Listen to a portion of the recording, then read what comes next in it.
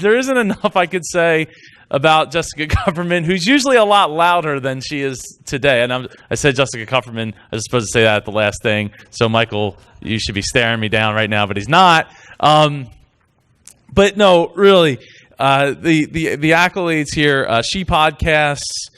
She started her own ad agency for sponsorships. Her topic today is about sponsorships. I don't have a title.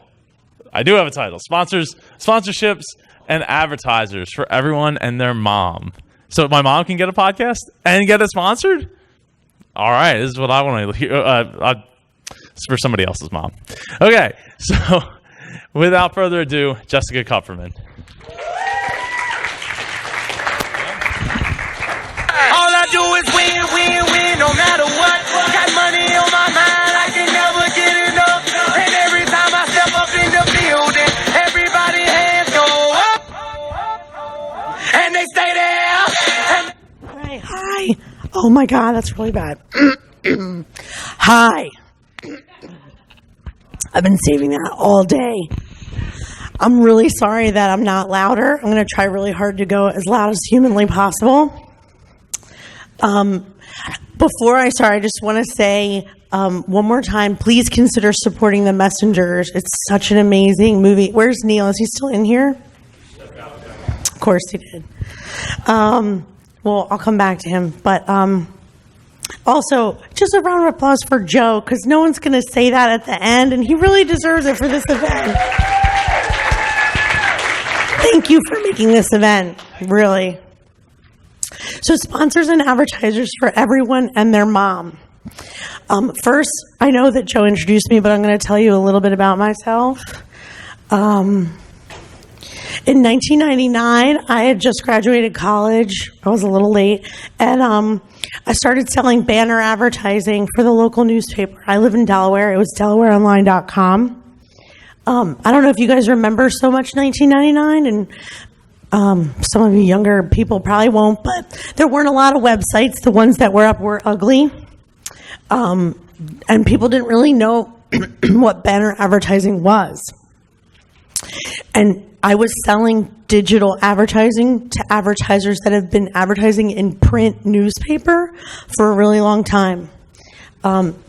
Once I stopped doing it for Delaware Online, I needed a little more money, so I moved up to Philly.com. These are the images that are missing, or the banners that I used to sell. But the ones you can see, I mean, it was pretty plain stuff. It was difficult. And I would say, hi, I know that you're a very loyal advertiser of the newspaper, and thank you so much for supporting. And we have this new website, and it's getting 2 million hits a month. And we'd like you to consider advertising on the website. And this was the look that I got when I asked that question. It was kind of painful to see those looks, but then I would, try and explain like why it was good and why people might want to do it. They didn't quite believe in the product, even though it was trackable. It was way more trackable than what they were doing in the newspaper. They could see how many people saw their ad, how many people clicked on it, etc. So fast forward, oh my gosh, probably like 14 years. This was my first podcast, Lady Business Radio. Since I already knew how to sell digital advertising, and back then when I was doing it for the newspaper, I would bundle it all together. So the way I got them to say yes would say, well, we'll just, for an extra $100, give you a banner and see what you think. Or for an extra $150, we'll put you on this page, this page, this page. And I started to really like the results. Well, so I started doing the same thing for my first podcast, Lady Business Radio. And by the time I went on maternity, a year and a half later, I was making $2,000 a month. I have a current podcast now called She Podcasts with Elsie Escobar, who was mentioned earlier. That show currently gets anywhere from $500 to $1,500 a month. The only reason it doesn't make more is because Elsie has these pesky things called morals and values. And she gets a little fussy about how much advertising I take. It's very annoying. But that's co-hosting. We compromise like a marriage. So once people started noticing that I was doing this, started asking me for advice. How are you getting these advertisers? How are you selling it? What do you sell them? How much should I charge? Da, da, da, da. So they started asking me for my advice. I started giving them advice about how to build a business and take advertisers and sponsors.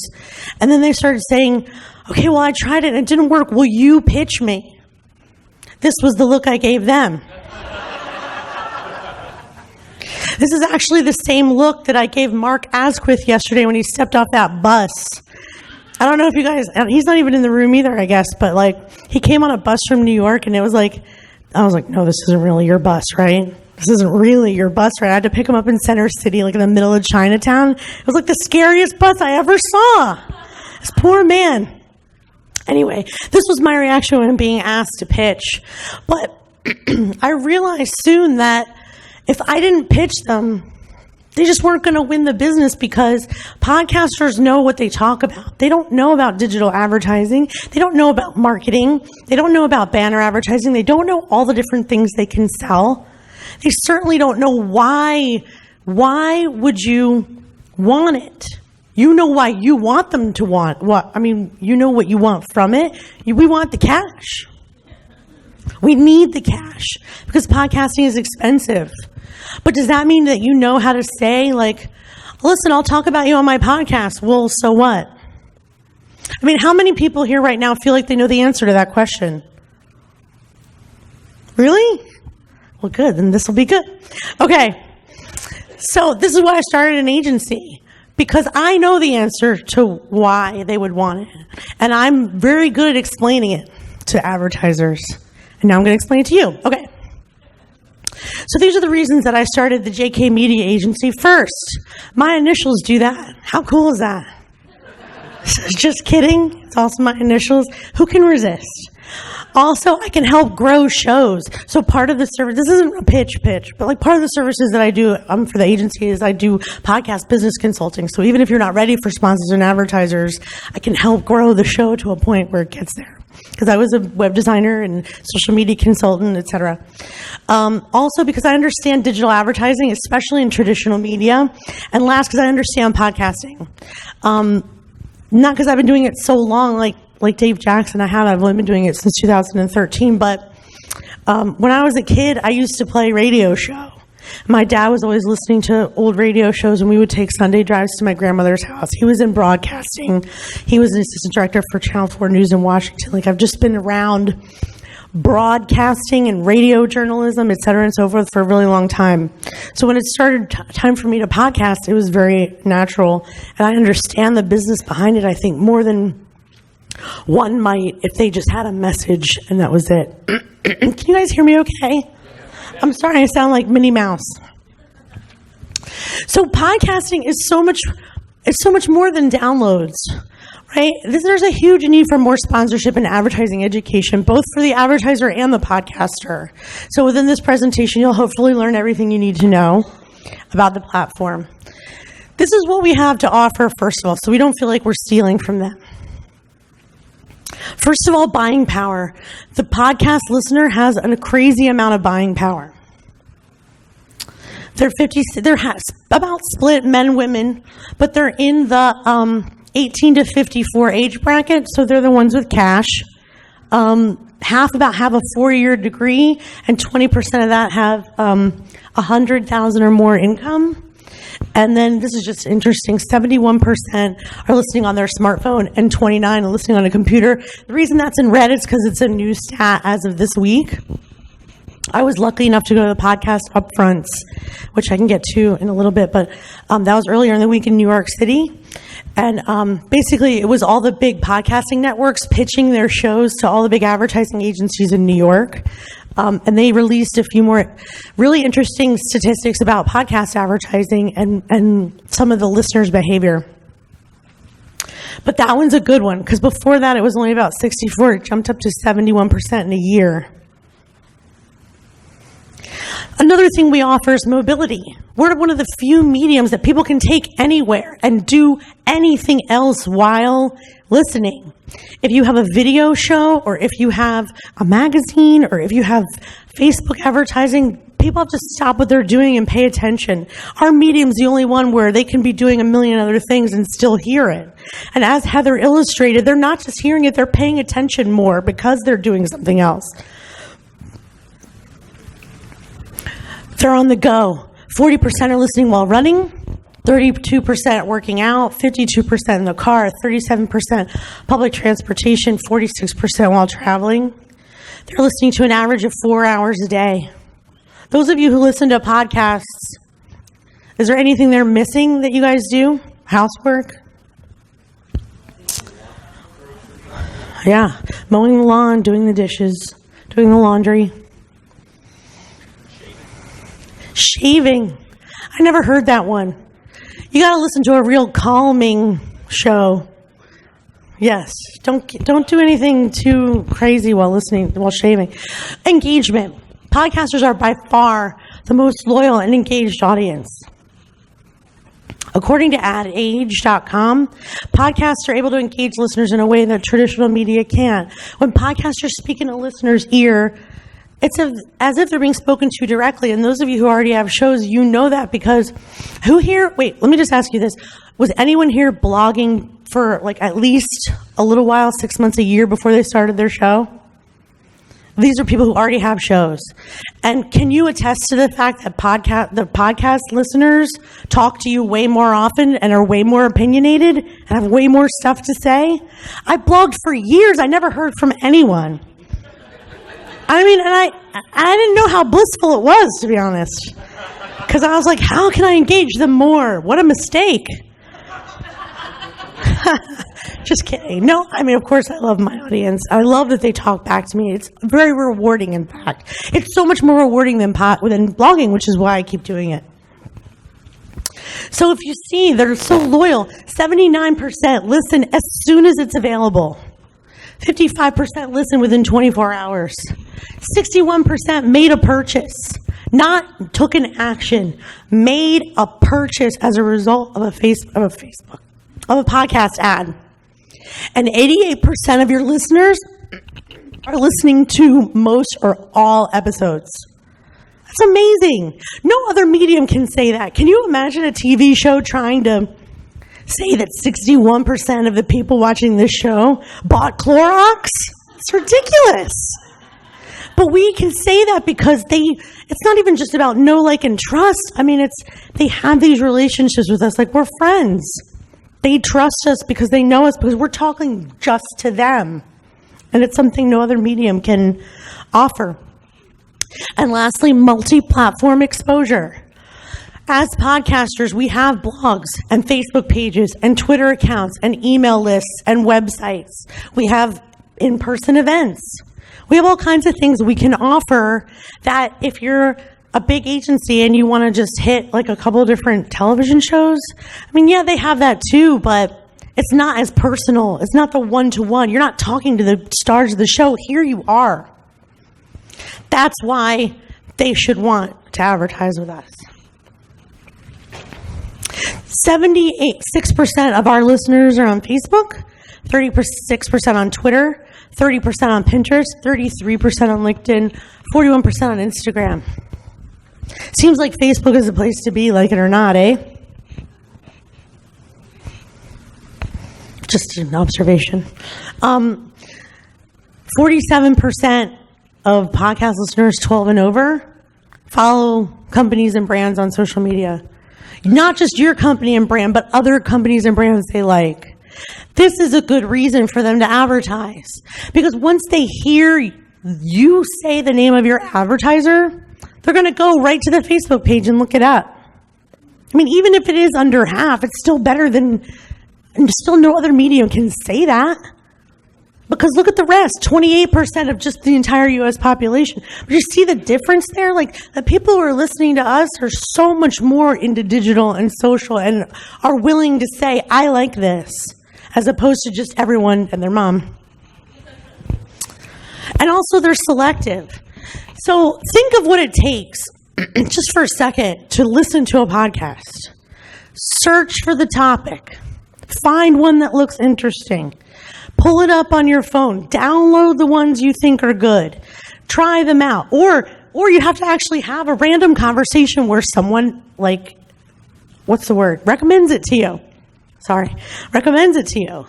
I mean, just like the leaps and bounds that people have to take to get the show in your ear, I mean, that's commitment. They're very selective about what they're listening to. They take extra effort to make sure that they're hearing your content. And again, that's something no other medium can offer. If they're listening to you, they're committed. They are there.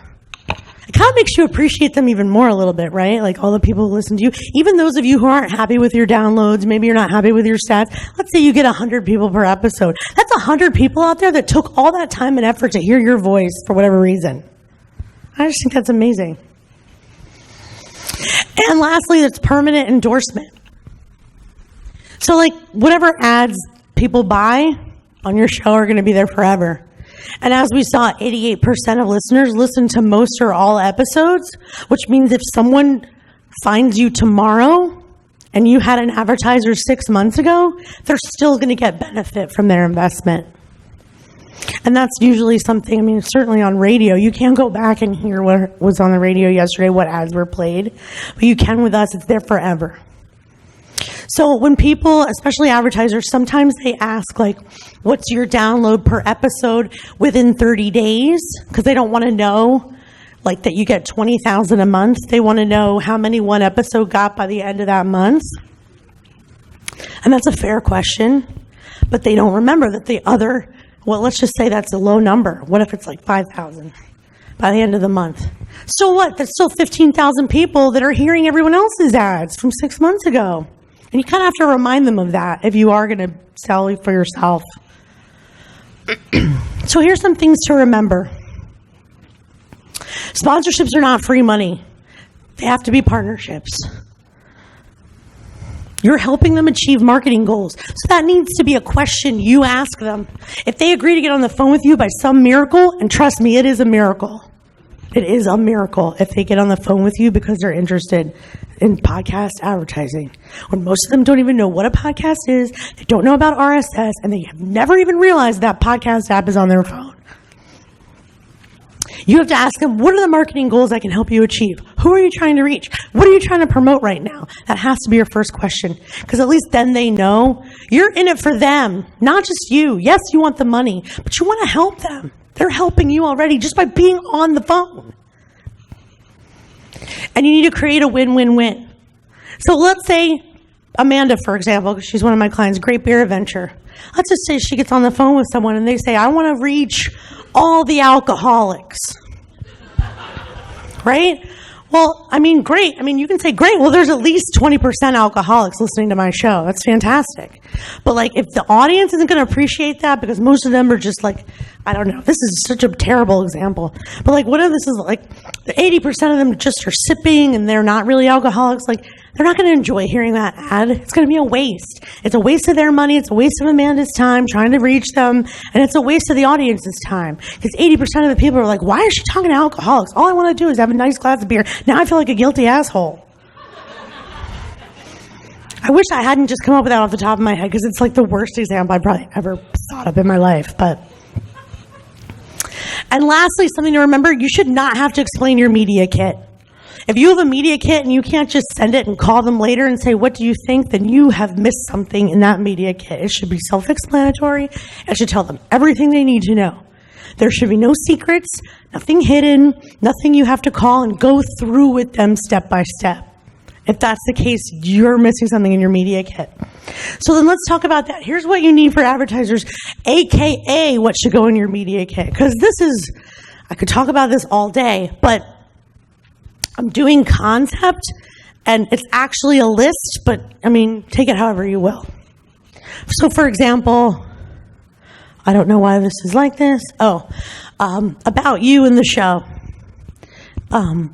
That's something that they're going to want to see. So I'm going to talk about basically like what they want to see from you. What do they want to know from you? This is also stuff you should include in a media kit if you're creating one.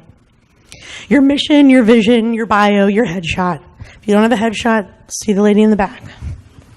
The audience, but not like, the These are housewives that enjoy golfing. No, we don't care. They want to know, how much money do they have? How old are they? Are they the people that want to buy my product? So you need to tell them the audience and numbers. Most people don't have this information at all. And there's two good ways to get it. One, survey them, which is hard if you have a small audience. And two, have a relatively healthy Facebook page, because Facebook Insights will give you this information. They'll tell you all the demographic information. How many men, how many women, how old they are, what stuff they're interested in, what other Facebook pages they like. You can gather a lot of information from a Facebook page, but I think it has to be 1,000 or over likes. So if you are smaller, then you just have to survey them. Or actually, you know where else? You can look one more place. Google Analytics. If you have not installed Google Analytics in your website, it's pretty easy. You just grab a code, stick it somewhere. I mean, I'm not going to explain that right now. But you have to turn on the demographics portion. And when you do that, it will tell you very minimal information. But you can always jazz it up with some copy, right? Like just say, well, they're 56% men, 44% women, and since I have a golf show, we can assume they like the outdoors. That kind of thing. You can make some assumptions, not too many, but some. Demonstration of loyalty, testimonials, people who have tweeted you, people who have said on Facebook, I love your show, it's the best thing that ever happened to me. Definitely gather that stuff, keep screenshots of it so that you can show it. An explanation of your platform, by that I mean your social media reach, Facebook, Twitter. They just need to know, like, how many people one ad is going to reach. Like, do you have 11 people on your email list or 1,100? That makes a big difference. If it's a small number and you're not going to put an ad on there, don't include it. So if you don't plan on emailing people about your sponsors, leave it out. If you have 20,000 people on Pinterest, but you never want to touch Pinterest again, leave it out. It's a waste, but leave it out. Logos where you've been featured, some bragging rights, so maybe they can feel a little bit that you're not totally invisible, and therefore their investment in you is good because you get around a little bit. I mean, if you don't have that, it's fine. Again, if you don't have any of this stuff, it's fine. There's ways to get around it, or you can just leave it out. I'm just telling you what they're looking for from podcasters. The next thing, any upcoming excitement. So, for example, if Amanda is going to interview John Budweiser, that would be something to put in your media kit. Or if she did recently, she's saying she wouldn't. But I'm just giving an example. I'm totally picking on you at the same time. That would be something cool that you could put in as part of your media kit. And then your sponsorship packages, how much for the smallest, how much for the biggest, what it all includes. And then your contact information. Don't forget that part. That's important. So quickly, because I have no idea how much time I have, but I'm notoriously bad about going over my time. So I'm just going to keep talking, but, I'm good, okay. Okay, different types of podcast advertising. So I'm going to go over all the different things you can offer and how they're measured, which should be helpful if you do get a sponsor. So audio. Usually, this is host-read ads. I recommend you do live reads, what's called a live read, not a pre-recorded radio-type commercial, because they sell better. Audio is measured by time. So when you put together a sponsorship package, more money for longer ads. You can offer someone 5 minutes, but it should cost way more than 30 seconds. Web advertising. This is priced by space. How big is the ad? The bigger the ad, the more it should cost. And these are examples of web banners. Obviously, this big boy in the middle is going to cost more than the little one down there. But these are the sizes, if you don't want to put web banners on your website because you think they look tacky, you can still put this in your show notes. It's kind of nice. It's nicer than like a link because this will draw attention. It's a compromise. Social media. This is measured by frequency, not space. But how often? So when you put your sponsorship packages together, how many times are you going to talk about them a week? One time is not enough on Twitter. It is enough on Facebook because it lasts a little longer. But on Twitter, no one's going to see one tweet. Don't be stingy. Do it a couple times on show day and then a couple times throughout the week. I mean, because they're paying you and it's important. Okay. Moving on, blog posts. This is also, this can be priced a bunch of different ways. A lot of times I think that the blog post is like a extra incentive. So you can either price this by frequency. For example, a 3-month ad package can be 2 blog posts can be included within that 12 weeks, and you can have them guest post one and then you write one, or you can do 2, one a review and then maybe another where you incorporate it somehow. You can work it out however you want. And that's what's great also about taking advertisers, is that you can be really creative and do whatever you want because it's your friggin' show. So do what you want. And then email. This is going to be priced by placement and or by frequency, depending on how you do it. So I do links in the bottom of our emails because I send an email once a week for She Podcast. So I put the logo in the bottom. I don't charge by how big. I just put it in there. But some people will offer a dedicated email if they hate blogging, and they'll send an email to their email list. Or let's say their website is terrible, but they have a huge email list. Maybe that's more valuable. So they'll offer to send 1 or 2 emails for you instead of blog posts. Not you, because you're not the advertiser. But you know what I mean. Instead. And then events. As you can see by this event, there's lots. If you have an event, you can offer a million things. Logos on t-shirts, postcards, giveaways, swag, whatever you want. It's totally up to you if you do, in fact, do events. So who should you target? Who's your best advertiser? How do you guys know who to go after? The answer is, what's the stuff you use and you won't use anything else? That's your advertiser. I mean, and it doesn't have to necessarily be relevant. Like, a mom show is really easy to have this answer to because being a mom filters into every part of your life. Cooking and dressing and driving and all this other stuff. But sometimes it can be a little more complicated. So then it becomes, what's the pull of your show? For interior design, for example, if you're really married to certain fabrics, or if you will only use certain planners, or if you will only, then it becomes more about the products that she's loyal to. But if you have a comedy show like John and I, and, we are the show, people listen to hear he and I argue about stuff. And then if that's the case, then we have to think about the stuff that we do on a regular basis, either stuff we talk about or stuff we're really loyal to. I have one podcaster who's a life coach, and her hair is really blonde and kind of billowy. And one time she mentioned on the show what curling iron she used and sold 30 of them that week. And she wasn't getting paid. It wasn't even a sponsorship. But so she was call my curling iron company because I'm already selling that crap. So it depends. But usually, think of the stuff you use and you won't touch anything else. Aweber is a perfect example. If you hate MailChimp, you will only use Aweber. You could never take another sponsor. They should know that. And they should pay you to say it when someone asks. Sorry, Tom, but it's true. And then, your audience is obviously going to be taken into consideration, because here's something I don't like about bigger companies right now. I'm just going to mention this really quick. Like mid-roll, for example, larger sponsorship agencies and companies are doing this thing where they will just gather the advertisers and then just sort of put the ads into slots on the different shows. And so there's this one show called Two Dope Queens. And it's 2 African-American women, in their, early 30s, talking about dating and boys and stuff that they get into. And then before the show starts, you hear an ad for Squarespace. But, because their audience is really interested in building their own website on Squarespace. It's such a disconnect. Same thing with, Savage Love. It's a gay man talking about love, sex lives.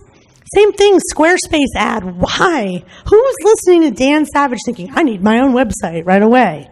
Stupid. So, I just feel whatever, they're a big company. I shouldn't criticize them. They probably know what they're doing. But,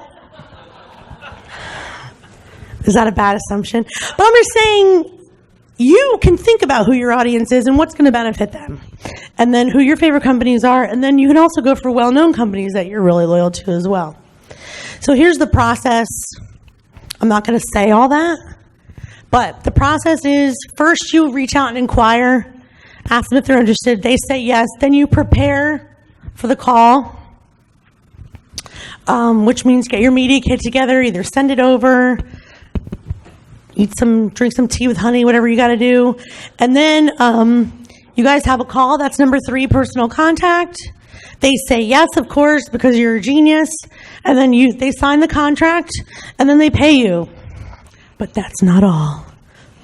Then you have to create the ad. Someone has to create the ad, either them or you. And it doesn't matter who it is, but somebody needs to do it.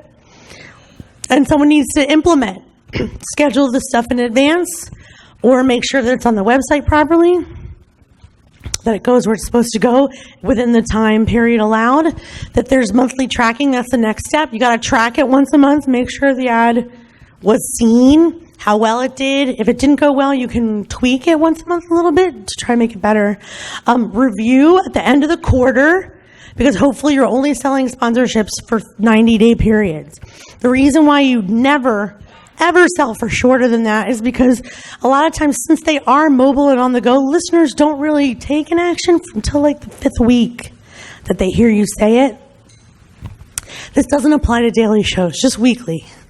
Weekly, they got to hear it a few times, because you're not going to be running and hear them say something great about Lululemon leggings and then they never mention it again.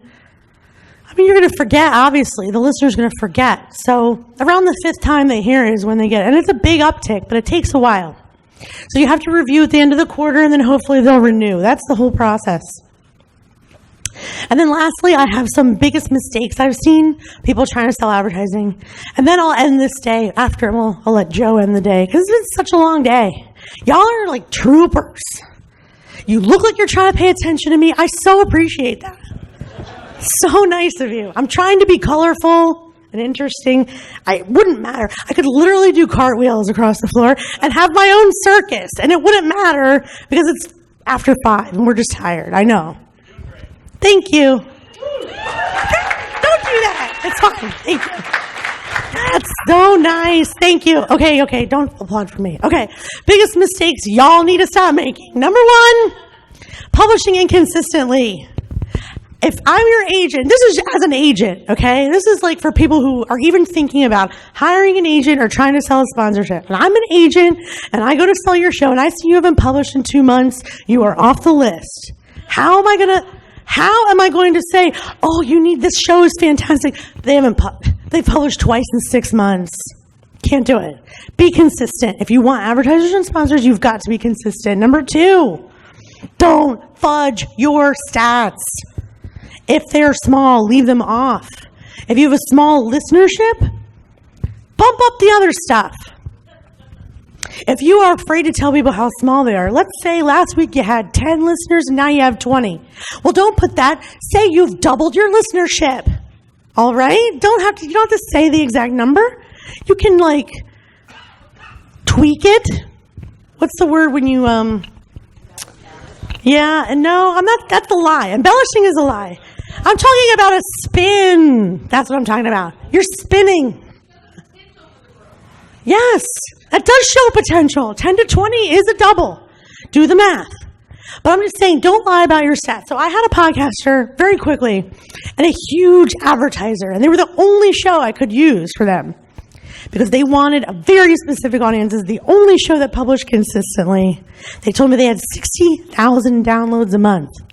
And I was like, oh my God, 60,000, this is accountants. They only wanted to talk to accountants. Can you imagine? 60,000 accountants, that's amazing. So I present it. They say yes. It's like $12,000, $15,000. I'm so excited. They're signing the contract. I'm drawing up the proposal, and I'm like, 60,000 accountants, that's amazing. 60,000 accountants, that's amazing. I better take a look at those numbers. Because I hadn't asked, because they weren't my client. The advertiser was my client. So I said, can I see your Libsyn stats? And they sent me a spreadsheet, like a Excel. I was like, no. I want to see the Libsyn screenshot, or you can give me the login. I can look at it myself. They sent me another Excel spreadsheet because they were actually telling me that 60,000 was the combination of 2 shows. It was an accounting show and a small business show that accountants listen to. I was like, no. I really need to see that Libsyn, that real live screenshot of the stats. Well, first of all, both shows were on the same feed. They were not split out. And the reason that they gave me 60,000 is because what they said they had was an average of 2,000 downloads a day. That's not true. That happened one time. The average was actually 150. So you can imagine, now that I'm in the position where I'm like trying to put the contract together, I was like, oh my God. So I write them and I'm like, well, the numbers aren't exactly what they said. It's actually 6,000 and not 60. I'm sorry. I don't know what to say, and I don't know however you want to go forward. And they just wrote me back. They were like, just send the contract, we'll sign it. Paid the same amount. 1/10 of the amount of listeners. Because that's how bad they wanted those listeners. They didn't feel like renegotiating, I guess. I was just like, I assumed it was like off the table. Never mind. Let me know what you want me to do. How do I proceed? Here we go. They were like, book it. Let's do it. So that's kind of encouraging, actually, for the rest of us, because it means they don't really care as much about downloads as we think they do. We all think that they're just like, has to be 20, it has to be 5,000 an episode. I guess it doesn't, because they paid $12,000 for 6,000 downloads. And I mean, who knows what percentage of that went into their return, but it doesn't matter. They were happy. They seemed happy anyway. But if you don't want to make everyone sweat, don't lie about your stats. That could have all been saved. Like, I could have had a proper proposal, and like, I was almost like, I kind of argued a little myself. I was just like, I don't think I should charge you that. And they were like, it's fine. We just want to pay it and be done with it. But I mean, you're putting people in such an awkward position when you don't tell the truth. So when you say embellish, that is not the right word. I don't mean embellish. Don't round. I don't mean any of that. But you can spin it so that you have potential, but don't lie. Don't lie about your stats. For the love of God, don't lie about your stats. Okay. Don't focus only on downloads and ignore your social media. So I had another show that came to me, wanted me to represent them, and they had 30,000 downloads a month, and I was like, great, let's do it. And I look at his social media, and it's like he's never mentioned it before in his life. 1,000 people maybe following him on Twitter, 500 people on his Facebook page, and I was like, do they not like you? What's happening? And he was just like, well, I've just been interviewing here and there. I've been interviewing all over the place, and people are hearing about me, and I'm doing so well. And I was like, right, but any advertiser is going to look at that and feel like it's Twitter bots or something. Like, even if it is true downloads, it doesn't look that way. It looks like he doesn't know how to sell himself or connect outside of the show. That looks like a one-way conversation. If you're just focusing on how many downloads you get, but not your social media, think about if you were an advertiser and you wanted to buy on a show. What would you see there? Yeah, everyone in the world listens to me, but I'm not talking back to any of them. I don't want to talk to any of them. And the whole point of podcasting is to have that extra engagement. So don't just focus on your downloads. Sell your social media as well. Promote it, etc. And then don't haggle. Don't say, like, when they say, oh, it's $500, but I only have 50. That's a no, people. Don't say yes to that. And don't trade. Unless you really, really, really want the products, Ramona. Don't trade. Don't trade. I mean, unless it's your favorite company and you are like so happy to get whatever. I mean, if it is a mattress, right? Like, okay, that's $1,000. I would take that one time. That doesn't mean they're your advertiser for life, though. That has a limit. Their free crap is a limit. Even if it's Tiffany Dime. I mean, all right. That's a bad example. You can resell that. Okay, but you know what I mean. There's a limit. There's a limit to free bottled water, for example. Or maybe even that would be good. A mattress is a good example because you use it, you sleep on it, you can't resell that. And you're not drinking it. I don't know. You guys know what I mean, though. Clothes, maybe. You can only wear so many clothes. A lifetime supply of clothes is like shoes is another one. You can only have so many. You have to build another closet. That's just going to cost you money. Okay. And don't test. This is the last one. Testing. So this is a weird one because a lot of advertisers will say, well, I've never done this before. Will you do a test for me for free? And you'll say, sure, I'll mention you on 2 episodes. What freaking good is that? That's like 1 tweet on episode day. So what? So I've mentioned them twice? Those people who are doing dishes were like, that sounds good. Great. And they don't listen and they don't hear it over and over. So a test has to be a true test. So this is what I've been thinking as far as testing, because my biggest problem right now is selling podcast advertising is what's called proof of concept.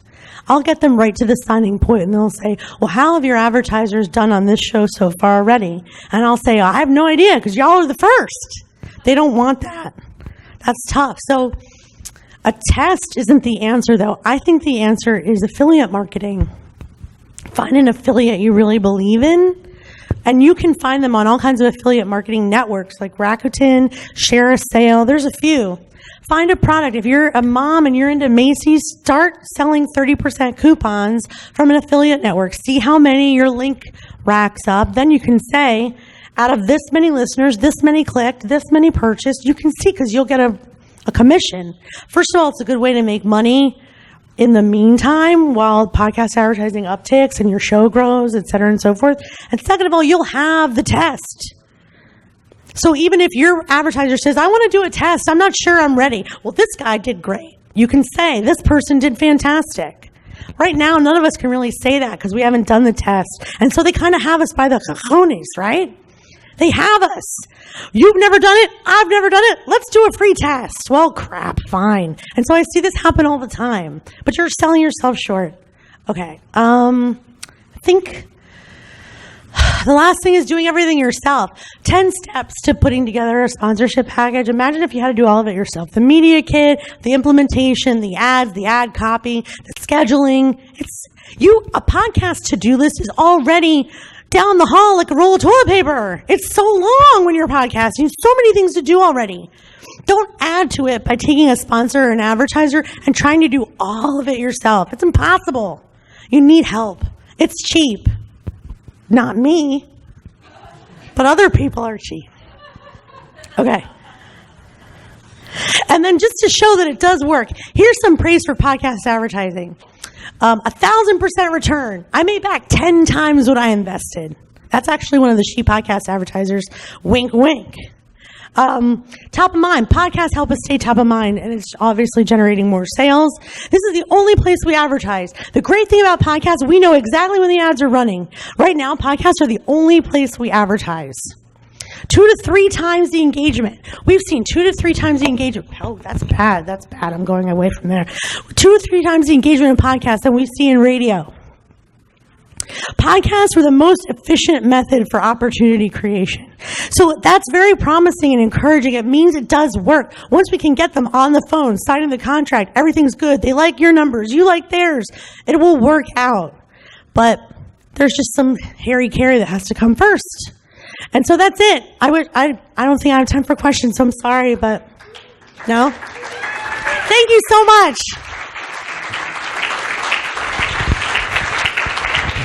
And give Joe a round of applause.